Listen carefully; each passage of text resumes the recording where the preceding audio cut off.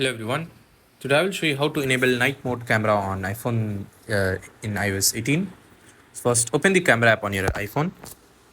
Now, when you are in dark environment, the night mode button will automatically appears. If you're not in a dark area, you can cover the camera with your hand, and the dark mode appeared as you can see. Now, what you have to do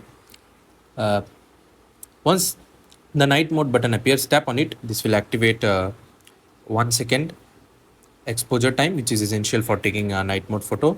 To adjust the exposure time, tap on this arrow to adjust the exposure time, and from here you can select the exposure time which you want, like +2, -2, or any from here. And once you selected, your night mode will turn on.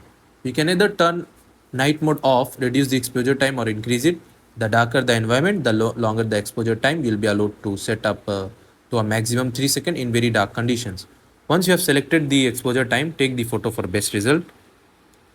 Take the photo, and once the photo is captured and exposed for set time, your night mode photo will be ready. So that's it. That's how you'll turn on night mode in iPhone in your iOS 18.